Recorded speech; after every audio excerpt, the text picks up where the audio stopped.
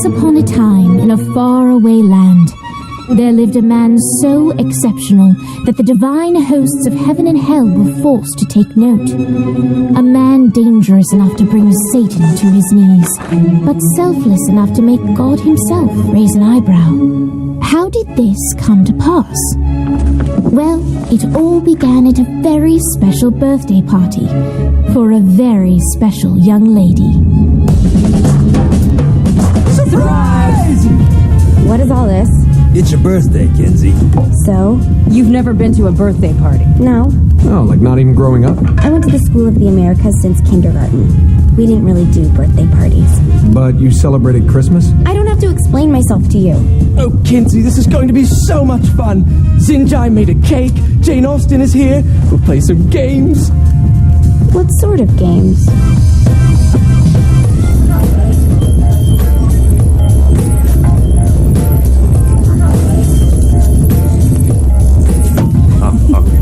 So you celebrate birthdays by trafficking with spirits? It's spooky and fun. It's a bunch of letters. It's tradition. Every slumber party has to involve a spirit board. Slumber party? How's it work? We ask it a question, and the spirit of the board will reveal the answer.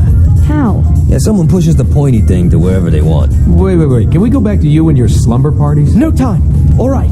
Everyone put their hands on the cursor. Cursor. I feel the magic already. All right. Will the President/God Emperor for life ever choose a partner to reign alongside them? No. Ooh, someone's getting married. Shut up, Matt. Who will tame the president's wild heart? What are you guys trying to spell? I'm not moving it. That's the spirit, Kinzie. I'm serious. I'm not moving it either. Neither am I. Jezebel? Who the fuck is...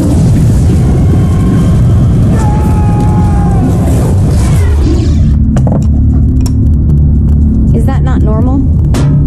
Where'd you get the board? I was going through Signac's artifact collection and found it there. Who did it belong to? Alistair Crowley? Guys? I think it's laughing at us. Fuck this. I think you're a smart enough piece of wood to see where this is going. Now, you ready to cooperate? That's more like it. You think we can trust it? It's not like we got a lot of options. So what's the plan? We mount up and go in after the boss? No, I do. No sense in what's left of humanity walking right into a death trap. Someone's got to live to tell the story. That's a stupid plan, Johnny. I'm leaving you in charge. Hell of a plan, Johnny. Are you serious? I'm coming too. Are you kidding me? How do you plan to come back? I try not to sweat the details. You need someone with you that does. No. It's my birthday. Fine. Alright then. You know where my friend is?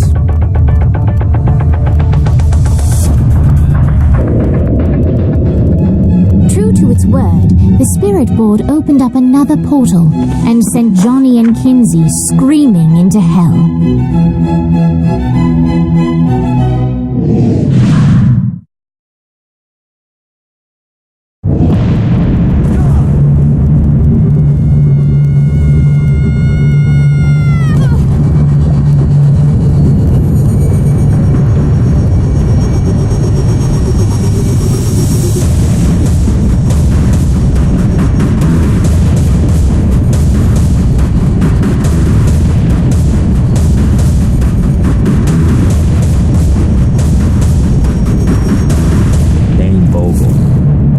Behind this, I know it. Ultor and the Saints haven't been enemies in years. You really think he's responsible? You don't know him like I do. The boss put him through a window for a reason. The reason was the boss was kind of fucking crazy back then. That's a fair point. You know how much easier this would be if we just found a car? You know how much easier this would be if you just gave me a second? Alright. Now how are we gonna find the Eltor building? Biggest building down here. Giant Ultor sign on it. I don't think this is a problem. I'll buy that.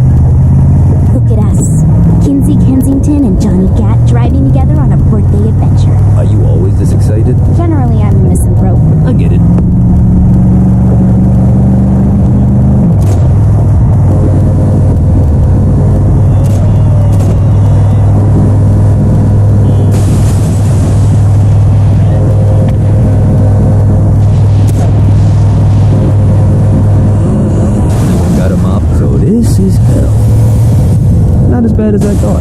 Kind of reminds me of Steelport.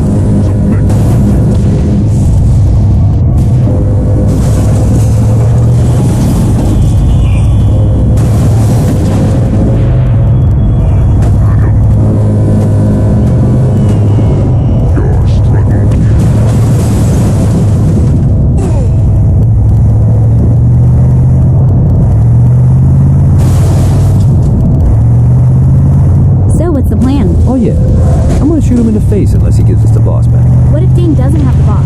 I'll probably still shoot him in the face.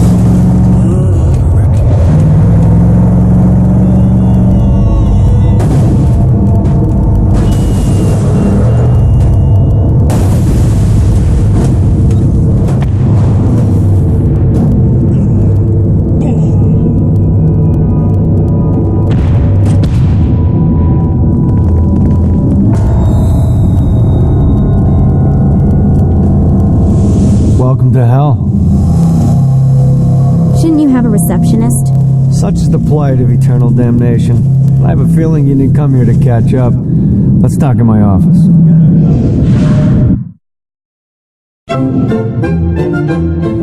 Not even death could stop the enterprising Vogel, who wasted no time in setting up an Ultor branch in the bowels of hell.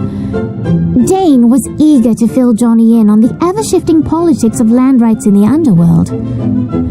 But real estate mattered little to Johnny, who only cared where his friend was. Where'd you put the president? I've been trying to explain that. I didn't take them. Bullshit. You expect me to believe you just happened to be the first thing we see in hell? Maybe it's just me, but your thank you sounds more like an accusation. That's probably because he plans to kill you. Okay. I get the trust issues. Can I show you something? The pieces all came together. The president had caused more chaos and destruction than any other in human history. It was only natural that Satan would want them to marry his daughter. They needed a plan, and Johnny had one. I'm gonna shoot the devil in the face. I think you might be skipping some details. No, I said in the face. I like the commitment, but you gotta find a way to get close enough to him in the first place. When's the wedding? I'll just show up and then you'll shoot him in the face. Sorry, but it's a little more complicated than that. These things are tied to the soul. You won't be able to enter without one. So how do we get one? You get his attention. I know some places that are of particular value to the father of the bride. You hit those, you'll get your shot. Wait, why would Satan give out an invitation for destroying his stuff? Oh, he won't, but it should piss him off enough to get him to attack Johnny personally. Either the devil kills Gat and Ultor gets the construction contracts to rebuild what was destroyed, or Johnny kills Satan and I'll have to pay less taxes. It's pretty win-win. That's why you're helping us? To make more money in hell? Hell's what you make of it, sweetie. Works for me. What you got? All right. Satan had entrusted the day-to-day running of hell to 5 archdukes, and Dane knew how to find them all. But beyond that, not everyone in hell was content to go along with Satan's status quo. There were others who shared Dane's ambition for power, and the Ultor mogul knew that the key to unseating Satan lay in gaining their aid. But before Johnny set out to wage war against the Prince of Darkness, Dane had one final gift. An artifact that he had spent fortunes on. Lucifer's cracked halo. This holy relic granted Johnny the majestic wings of the Morning Star. However, he still needed help in learning how to use them.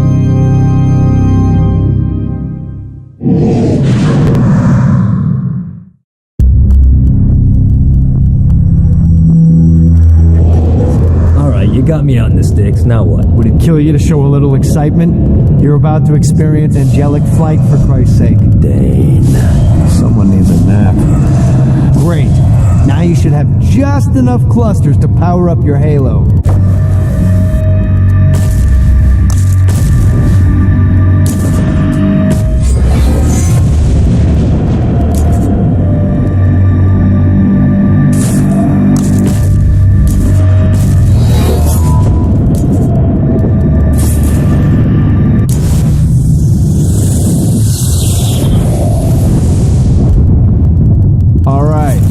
start slow. Try to jump over to that next island. Also, the longer you charge your wings before jumping, the further you'll go.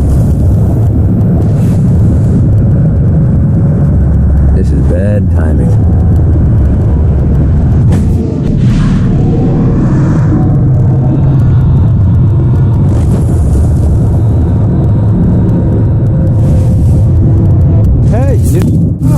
Good job. Now get up that cliff. Don't worry. If something looks too high, just keep on jumping off the wall. Now it's time to fly. You heard of crawling before walking? Well, in this case, you need to jump before you can fly. Launch yourself in the air with a jump, and then hold your wings out to glide to that next island. I put out some orbs to show you'll have to dive to reach the next island. Do that by pointing your head down. Don't worry. The rest of your body will follow.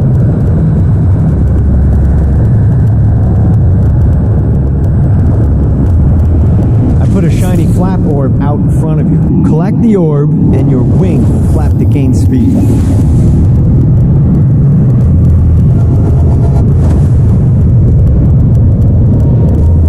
Alright, now try flapping those wings on your own. Do a flap on your way to the next island.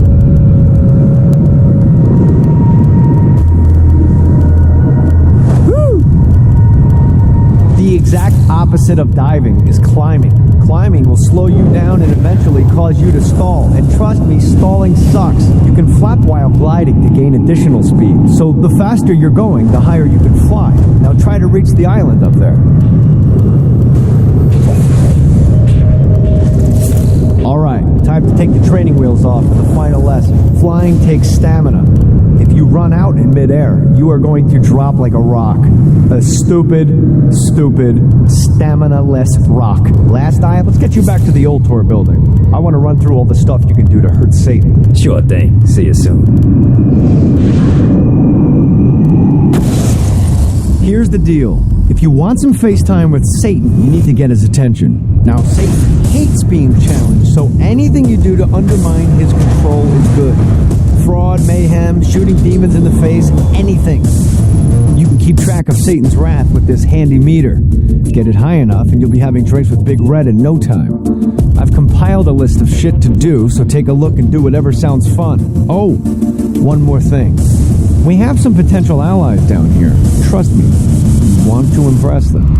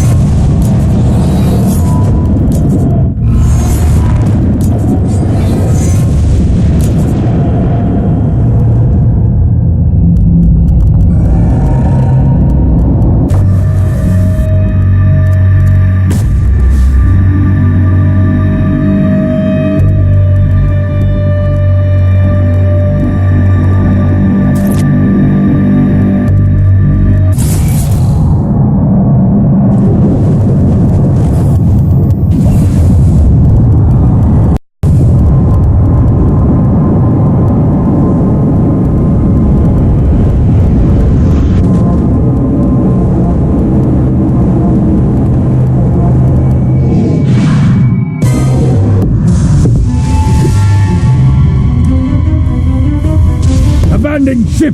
We've been boarded!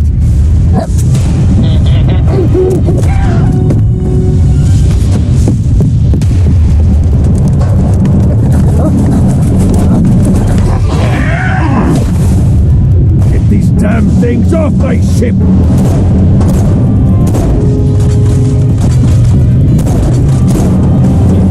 Much better, thanks.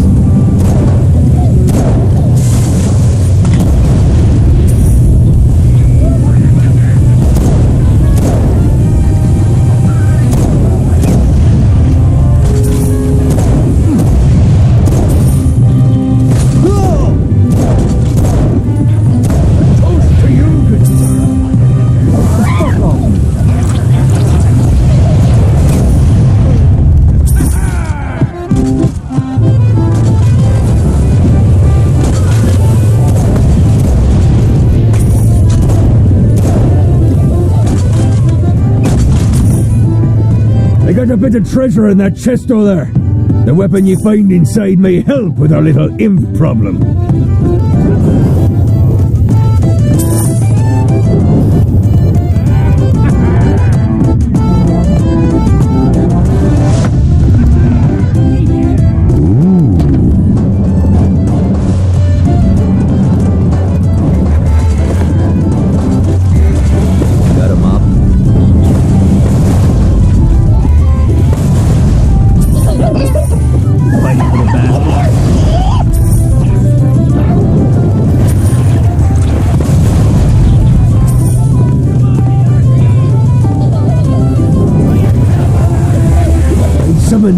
wants to serve as my crew. I forgot what a handful they can be. Once aboard, they wouldn't listen to their captain. They ran amok in the bowels of the ship.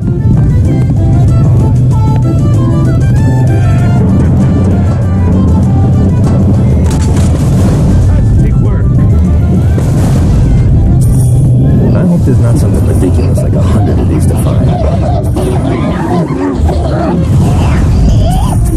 Good God, they're swarming me!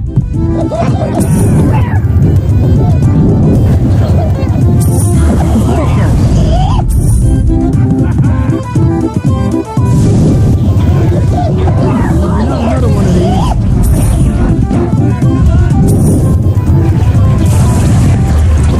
Okay to drop the pirate voice. What pirate voice would that be? Wow.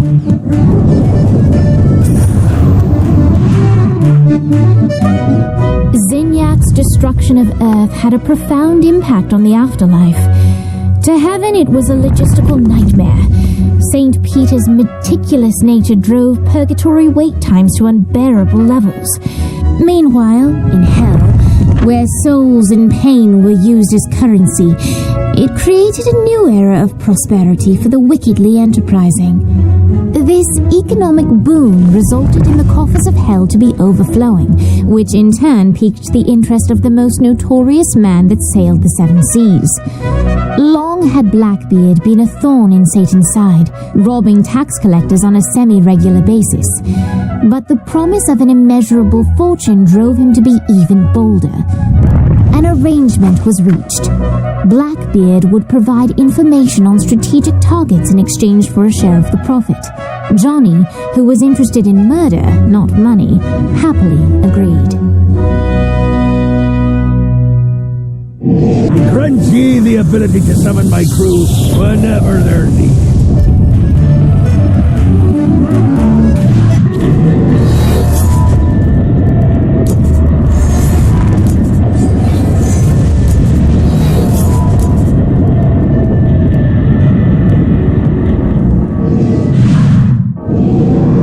All right, matey. It's time for your lesson. Let's summon me favorite scurvy-riddled hellion, the Imp. Why don't you start off by summoning an imp to take out those enemies? There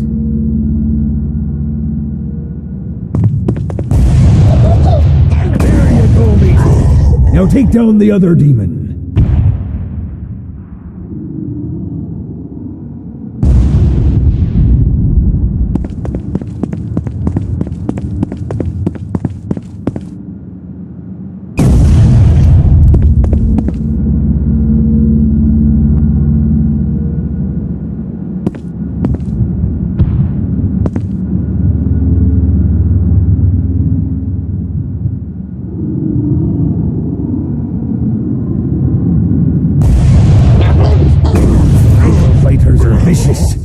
Now let's practice your aim. Take down the demons on the islands.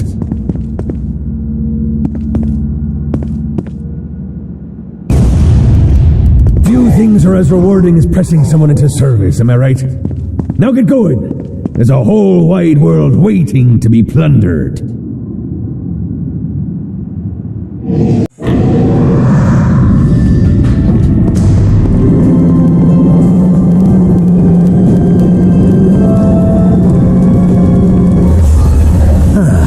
Looking forward to stretching my wings.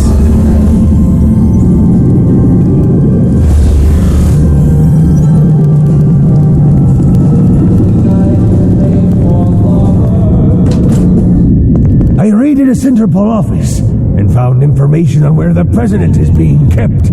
Evidently, they've been trapped in some sort of soul crystal inside Satan's palace. Breaking in is an impossibility. Your best bet to save them is to continue to try to draw Satan out of his palace.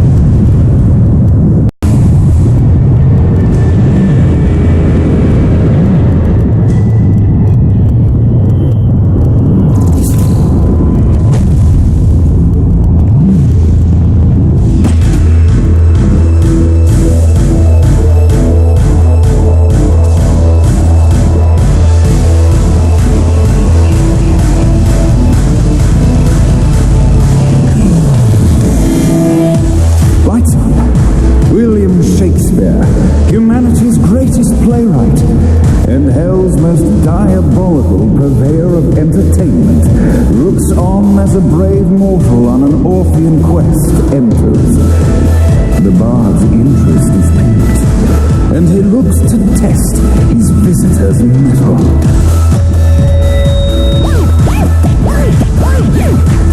The masked tragedies were used to enemies cowering as they approached, but soon they realized that they faced a foe with courage and nobility, traits uncommon in the fires of perdition.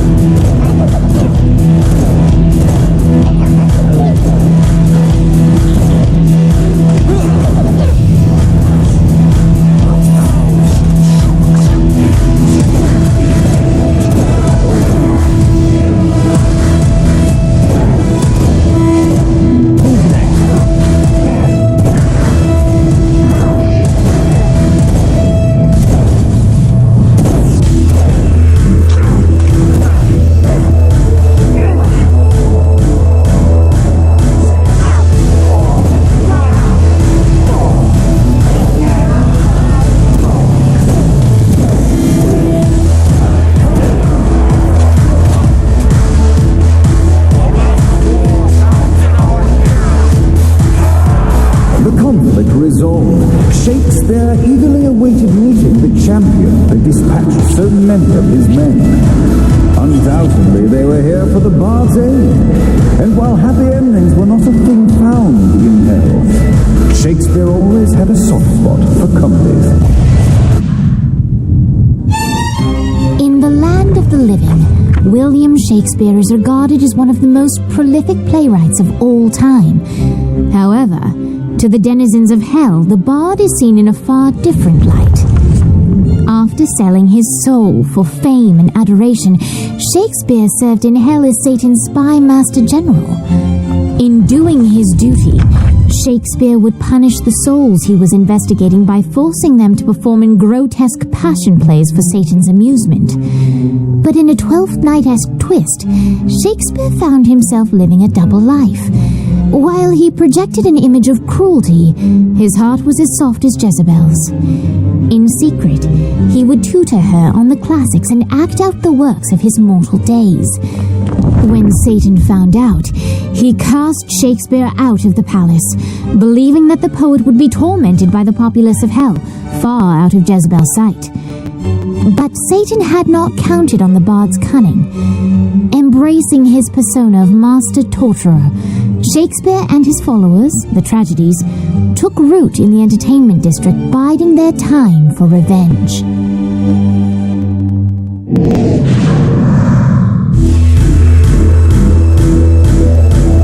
So Shakespeare called forth the Deus Ex Machina to bestow our protagonist with the arcane power of Force Stomp.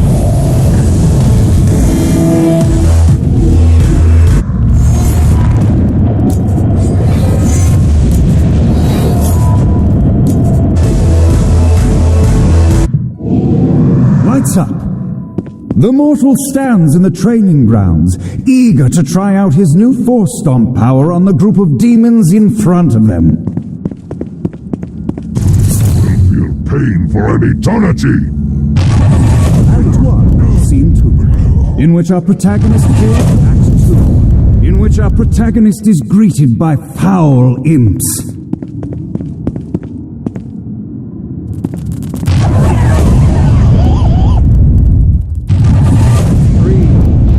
Protagonist learns that Force Stomp even works on flying enemies, enabling them to remove a Dark Inciter's shield before the day is won and the curtain closes on our noble hero.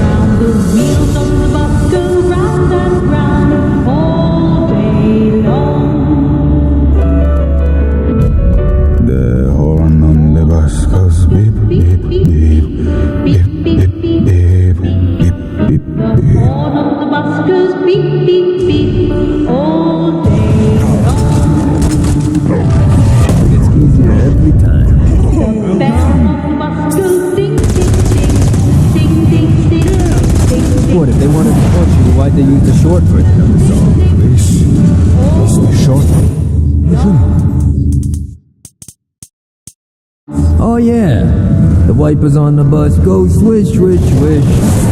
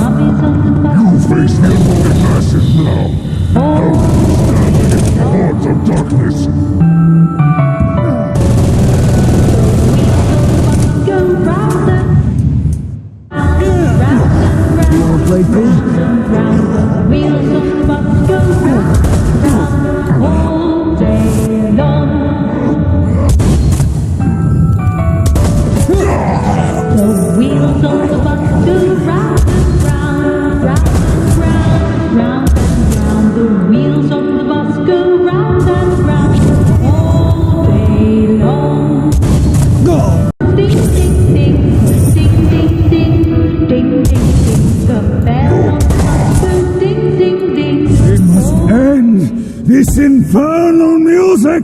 Come, let us return to... Johnny led Vlad back to his castle, which since his incarceration became a haven for frat parties and squatters. But the systematic impaling of trespassers would have to wait. Vlad was a man of his word, and was eager to provide intel that could aid in hobbling Satan's armies.